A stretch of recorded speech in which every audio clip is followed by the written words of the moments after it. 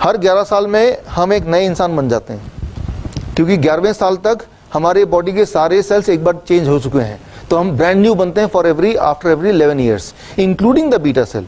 तो beta cell मरते हैं, ट्रू, लेकिन नए बन सकते हैं, वो भी ट्रू है। लेकिन कुछ ऐसे पेशेंट हैं, स्पेशली डायबिटीज टाइप 1 पेशेंट, जो लोग देखते हैं कि जीवन भर उनको इंसुलिन पे रहना पड़ता है।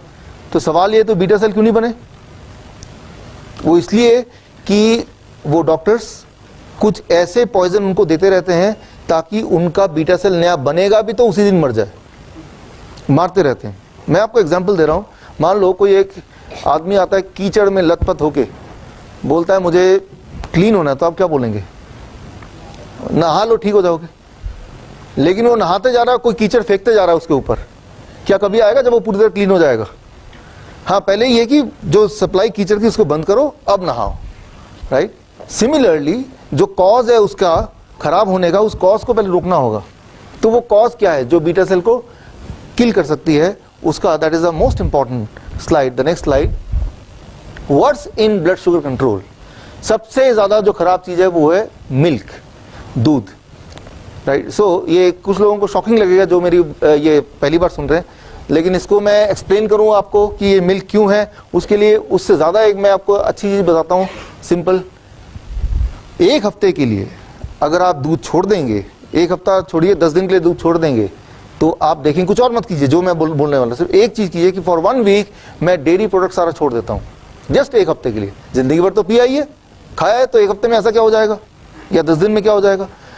जोड़ों के दर्द आपके ठीक होने लगेंगे, ब्लड शुगर आपके नॉर्मल होने लगेगा, ब्लड प्रेशर नॉर्मल होने लगेगा, आपका हांफना कम हो जाएगा, आपकी बॉडी का वेट नॉर्मल, जो लोग मोटे हैं। ये सारे चेंजेस सिर्फ एक चीज से आ सकता है, if you stop the dairy product, right, the moment you stop. तो मैं तो ये वार्निंग देता हूँ, जो इंसुलिन डिपेंडेंट पेशेंट है वो अगर ये मिल्क प्रोडक्ट कम करते हैं या छोड़ते हैं तो उनको इंसुलिन की डिपेंडेंसी भी कम करनी पड़ेगी। क्यों? जैसे ही वो मिल्क प्रोडक्ट छोड़ेंगे, एक चीज होगी कि बॉडी के बीटा सेल दोबारा जन्म, वो तो लेते ही है दोबारा जन्म, लेकिन उनको किल करने का जो पॉइजन है, वो कीचड़ है, वो आपने फेंकना बंद कर दिया। The moment you stop throwing, right, the filth, जैसे आपने कीचड़ फेंकना बंद किया तो क्या हुआ? तो वो तो नए जन्म ले रहे हैं, लेकिन वो मरेंगे नहीं अब, और वो मरेंगे नहीं तो इंसुलिन प्रोडक्शन क्या होगा? बढ़ जाएगा। तो आपको बाहर से इंसुलिन लेना, वो क्या करना पड़ेगा?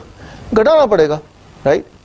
सो कई बार मैं हैरान होता हूँ देख के डॉक्टरों को, कई बार कुछ ऐसे बच्चे होते हैं कि जिनके इंसुलिन की डिपेंडेंसी कम हो जाती है, यानी कि वो 20 यूनिट ले रहे थे, लेकिन कुछ दिन बाद कुछ ऐसा हुआ कि 10 यूनिट पे काम चल रहा है। डॉक्टर को पता चलता है, डॉक्टर बोलता है ऐसा करो, इसकी दूध की मात्रा डबल कर दो, और जैसे ही वो डबल कर दिया, दोबारा से वो जो 10 यूनिट से काम चल रहा था, दोबारा वो 20 पे आया। तो it is really surprising, really surprising, right. So सबसे बड़ा दुश्मन जो है वो है मिल्क प्रोडक्ट। इसके बारे में ज्यादा डिस्कस ना करके, I challenge you do it for 1 week और 10 डेज। रिफाइंड फूड, ये सबसे सेकंड नंबर पे बड़ा दुश्मन है। ये ब्लड प्रेशर बढ़ा सकता है, ब्लड शुगर बढ़ा सकता है, ये बॉडी का जो बहुत सारे हार्मोन्स हैं जिनके प्रोडक्शन को डिस्टर्ब कर सकता है, इंक्लूडिंग थायराइड। अच्छा, ये कैसे करता है? ये बड़ी इंटरेस्टिंग बात है, ये सिंपली आपको समझ आएगी। जब आप सोचते हैं कि मुझे खाना खाना है, ऐसे सोचते हैं, तो खाने की पिक्चर आती है दिमाग में। फॉर एग्जाम्पल एप्पल, ठीक है ना। जैसे ही आपने एप्पल की पिक्चर दिमाग में सोची, ब्रेन ने तभी पहला सिग्नल दे दिया और बॉडी में हार्मोन प्रोडक्शन चालू हो गए, including insulin, that is just one of them. फिर जब आपने उस खाने को देखा, ये रहा एप्पल, तो ब्रेन ने सिग्नल दोबारा भेजा। फिर आपने लिया, छुआ, फिर स्मेल किया, फिर टेस्ट किया। वो हर एक्शन बॉडी को प्रिपेयर कर रही है वो फूड को वेलकम करने के लिए। फिर जब उसको चबा रहे हैं, सबसे इंपॉर्टेंट एक्शन, तो बॉडी में कई सारे हार्मोन तैयार हो रहे हैं कि स्टमक में, इंटेस्टाइन में, ब्लड में, जो कि उस फूड को अच्छी तरह एक्सेप्ट करे और सही जगह भेजे। लेकिन जब जो रिफाइंड फूड है उसको चबाने में कितना टाइम लगेगा? लगेगा ही नहीं। वो आप एक बिस्किट खाने में कितना टाइम लगेगा? आधे मिनट भी नहीं लगेगा। तो वो चबाने वाला प्रोसेस हमारा 1/10 रह गया है। तो वो जो सिग्नलिंग सिस्टम है बॉडी की, वो सिग्नलिंग सिस्टम जो है वो सिग्नल दिया नहीं, पहले ही खाना पहुंच गया। और जब पहले ही खाना पहुंच गया, होता नहीं है, आप किसी गेस्ट को बुलाते हो अपने घर पे, भाई 7 बजे आ जाना जी, आप उसको देख के कि 7 बजे हैं तो मैं 6:30 बजे तक तैयार कर लूँगा। वो 5 बजे आ गया तो क्या होगा? You will be disturbed, right. तैयारी तो हुई नहीं, आपने 7 बजे का टारगेट रखा था, वो 5 बजे आके बैठ गया या वो 3 बजे आके बैठ गया, तो आपको खुशी नहीं होगी गेस्ट आ गया, आपको एक टेंशन हो गया, आप क्या करें, राइट। सिमिलरली वो फूड अचानक आ गया, स्टमक में, तो क्या होगा, अचानक आ गया ब्लड में, वो स्टमक ने धक्का के ब्लड में भेज दिया, तो उस इंसान का ब्लड प्रेशर बढ़ गया, ब्लड शुगर बढ़ गया, कोलेस्ट्रॉल बढ़ गया, जितने सारे पैरामीटर है वो इधर उधर हो गए, राइट। तो इट इज़ लाइक एक गेस्ट आ रहा है, वो हम क्या करते हैं, गेस्ट के कहीं जाते हैं तो अचानक नहीं पेश हो जाते, वी गिव ए कॉल कि मैं पहुंचने वाला हूँ, अच्छा मैं इस चौक तक पहुंच गया हूँ, ठीक है, तो कहीं ना कहीं दिमाग में रहता है कि वो बंदा भी प्रिपेयर हो रहा है, right. Similarly body also prepares, right. लेकिन रिफाइंड फूड में ये दिक्कत है। And then animal food, right. Animal food में एक और दिक्कत है, हालांकि यहाँ पे नॉन वेजिटेरियन थोड़े कम होंगे, तो जो कम है, जो नॉन वेजिटेरियन नहीं है वो भी एक तरह से नॉन वेजिटेरियन है, क्योंकि एनिमल फूड का मतलब सिर्फ नॉन वेजिटेरियन नहीं है, कोई भी ऐसा खाना जो जानवरों से आता हो वो एनिमल फूड है। जैसे डेयरी प्रोडक्ट, वो एनिमल फूड है कि प्लांट फूड? एनिमल फूड की दिक्कत क्या है कि एनिमल्स का जो प्रोटीन है, जितने भी एनिमल्स हैं, अगर सिंपल भाषा में बात करें, सारे एनिमल के प्रोटीन आपस में मिलते जुलते हैं एंड वो प्लांट के प्रोटीन से अलग हैं। एनिमल का प्रोटीन प्लांट के प्रोटीन से अलग दिखता है, राइट। और जब हम कुछ खाते हैं, जैसे अंडा खाया, तो वो प्रोटीन स्टमक में कई टुकड़ों में कटता है, तब जाके ब्लड में घुलता है, और ब्लड तभी उसको यूज़ कर पाता है, राइट, छोटे छोटे हिस्सों में। कई बार हमारे स्टमक इतने नाजुक हैं कि वो प्रोटीन को टुकड़ों में नहीं काट सकते, तो सीधे ब्लड में घुल जाएगा, और जो सीधे घुलेगा तो वो बॉडी के लिए बेकार है। तो इम्यूनिटी को ब्रेन बोलता है कि वो प्रोटीन को उठा के फेंक दो जो ब्लड में सीधे ही आ गया बिना कटे। तो इम्यूनिटी पूछती है कि कौन सा प्रोटीन को, तो ब्रेन सिग्नल देता है प्रोटीन का शेप ऐसा है, लेकिन वो जो शेप है उस प्रोटीन का, वो एनिमल प्रोटीन का शेप कैसा होगा? आप एनिमल है कि आप प्लांट हैं? तो यहाँ पे इंपॉर्टेंट बात है कि हमारे जो प्रोटीन का शेप है और वो जो अंडे का प्रोटीन का शेप है, that is very very similar, right. उस सिमिलरिटी के चक्कर में क्या होगा कि हमारी इम्यूनिटी उस प्रोटीन को मारने के चक्कर में क्या कर देगा? It will attack our own protein, है ना। तो जैसे मैं आपको कई बार मैं समझाने का एग्जांपल देता हूँ कि आप पुलिस कांस्टेबल है, फोन आया कि भाई आपके एरिया में एक चोर आ गया, उसको मार डालो गोली से, जैसे ही दिखे। मैं पहचानूंगा कैसे? वो बोलेगा कि भाई उसकी बड़ी बड़ी मूछें हैं। अब क्या गड़बड़ होगी?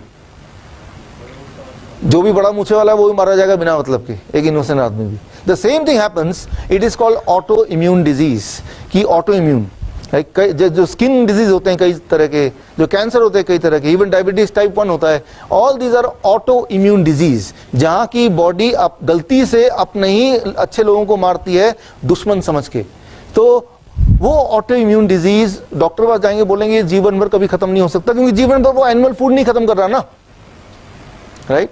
डॉक्टर ये नहीं बोलेगा कि इसका सोर्स एनिमल फूड, उसको बंद कर दो, कॉज को बंद कर दो, उसी दिन खत्म हो जाएगा। स्किन डिजीज का कोई पेशेंट होगा, 99% of the skin disease patient, they are skin disease patient because of this autoimmune attack. तो कॉज को हटा दिया, राइट। मान लीजिए मैं बोलता हूँ कि यहाँ पे आते हैं, देखते हैं बहुत बदबू है, बहुत बदबू है, डॉक्टर पास जाएंगे, डॉक्टर बोलेगा भाई यहाँ बदबू है, मैं रह नहीं पाती, वो एक परफ्यूम देगा, छिड़क दे रहा भाई दिन में 2 बार, बदबू चलेगी। लेकिन फिर क्या कि वो जो चूहा भरा हुआ था वो और सड़ गया, तो 2 बार देने के बाद भी बदबू फिर भी आ रही है। डॉक्टर बोलते ये भी काम नहीं कर रहा, डॉक्टर बोल रहे ऐसा करो अब से 4 बार छिड़क देना, परफ्यूम 4 बार लगाया, आप कंफर्टेबल हैं, लेकिन फिर भी क्या होगा कुछ समय के बाद वो भी एनफ नहीं होगा, बिकॉज वो तो सड़ता जा रहा है ना। तो यहाँ पे सोल्यूशन क्या है? तो चूहे को पकड़ के वो उठा के बाहर फेंक दो। जो कॉज है, जब तक उसको हम उठा के अलग नहीं करेंगे, क्योर नहीं हो सकता। तो ऑटो इम्यून डिजीज में 99% ऑटो इम्यून डिजीज का जो कॉज होता है वो रिफाइंड एंड एनिमल, ये दोनों मिला के है। इसको जब तक हटाएंगे नहीं तब तक वो जिंदगी भर बीमार रहेगा। ऐसा कोई स्किन डिजीज का पेशेंट नहीं देखा होगा कि जो ये बोलता हो कि अब मैं ठीक हो गया हूँ। टेम्पररी कुछ ना कुछ हो जाता होगा, लेकिन परमानेंटली वो बीमारी रहता लगातार, ऑटो इम्यूनिटी चलती रहती है। क्यों? क्योंकि वो जो चूहा है उसको फेंका नहीं, घर के अंदर रखा हुआ है, वो सिर्फ मैनिपुलेट करने की कोशिश कर रहे हैं, कभी परफ्यूम बढ़ा के, कभी उसको चेंज करके, कभी कुछ और करके, कभी उस घर से बाहर भागे। बट द कॉज को हमें समझना, उसको हटा देना। द मोमेंट आपको स्किन डिजीज के पेशेंट से मिलेंगे, उसको सिर्फ 2 चीज बोलिए, रिफाइंड फूड और एनिमल फूड को, और नहीं 15 दिन के लिए हटा दीजिए, एक्सपेरिमेंटल। आप देखेंगे 15 दिन के अंदर उसके बॉडी के अंदर जो सालों साल से था, वो जो जख्म थे, घाव हो गए थे स्किन डिजीज के, वो वैनिश हो जाएंगे। 15 डेज क्या होता है, राइट। 15 साल हो गए उसको बीमार पड़ते हुए, 15 दिन क्या होते हैं, राइट। सो क्योंकि अभी जो करंट मेडिकल साइंस है वो कॉज पे नहीं बेस करती है, वो सिम्टम पे बेस करती है। सिम्टम क्या है, मुझे जुकाम दर्द है बाहर, तो क्या है कि वहीं पे मलहम लगा दिया। सिम्टम क्या है, मुझे बदबू आ रही है, तो बदबू का इलाज कर रहे हैं, लेकिन बदबू क्यों आ रही है ये नहीं पूछ रहा वो डॉक्टर कि कारण क्या है। उनको ना तो पूछेंगे ना बताएंगे, उनका सिलेबस देखेंगे ना तो उसमें उस सिलेबस में कॉज के बारे में जिक्र करना या वो कोई प्रोटोकॉल का पार्ट ही नहीं है। सो उसको सिर्फ उतना ही देखना है। अब बचपन में आपने देखा हो, एक कहानी आपने पढ़ी है 7 अंधों की, जो हाथी के अलग अलग पार्ट को पकड़ लेते हैं। एक को पूछता हाथी क्या ये क्या पकड़ा है, तो वो बोलता है ये तो सांप लग रहा है, याद आ रहा है आपको। एक को बोलता है आपको क्या लग रहा है, लगता है बहुत बड़ी दीवार है। तो डॉक्टर ही है कि वो उसका फोकस है आजकल, मैं तो आई स्पेशलिस्ट हूँ, मैं तो ये स्पेशलिस्ट हूँ। आई का भी कई सारे डायमेंशन हो गए, आई का बीच वाला हिस्से का एक अलग स्पेशलिस्ट है, बाहर के हिस्से का एक तीसरा स्पेशलिस्ट है। तो वो कभी इलाज नहीं कर सकते, इलाज तो कर सकते हैं, ठीक नहीं कर सकते कभी। सो उसके बाद था oil, anything which is packed, anything refined क्या है, कोई भी चीज आप तक पहुंचने से पहले फैक्ट्री के रास्ते से होते हुए आप तक पहुंच रही है तो वो रिफाइंड है। कोई भी चीज हाथ में लेके देखिए और पूछिए ये इंसान ने बनाया या भगवान ने बनाया, अगर आंसर आ रहा है ये इंसान ने बनाया तो वो रिफाइंड है, right.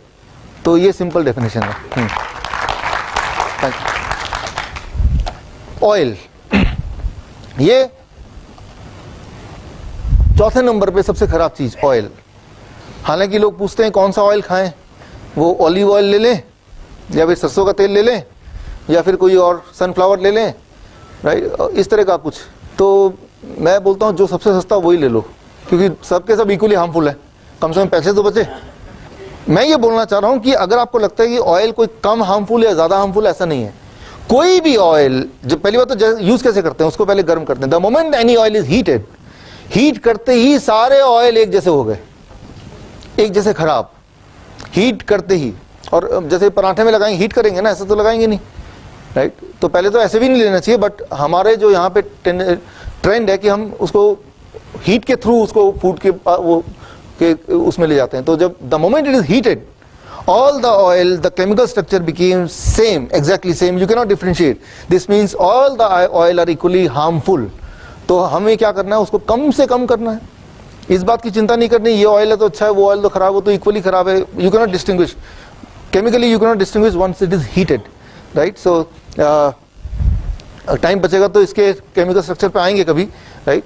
And finally cooked food, मैं ये नहीं बोल रहा cooked food is a poison, मैं बोल रहा हूँ कुक्ड फूड जो पका के खाना होता है वो आपके पेट को भर सकता है, थोड़ा बहुत आपको न्यूट्रिशन दे सकता है, लेकिन बॉडी में कोई अगर डैमेज हो गया है, रिपेयर करना है, कुक्ड फूड रिपेयर नहीं करता है। मैं सिर्फ इतना बोल रहा हूँ, मैं ये नहीं बोल रहा हूँ कुक्ड फूड खाना चाहिए कि नहीं खाना चाहिए, मैं सिर्फ ये बोल रहा हूँ कुक्ड फूड आपको न्यूट्रिशन देगा, आपके पेट को भर देगा, आपको एनर्जी देगा, but cooked food can not do anything to repair your body.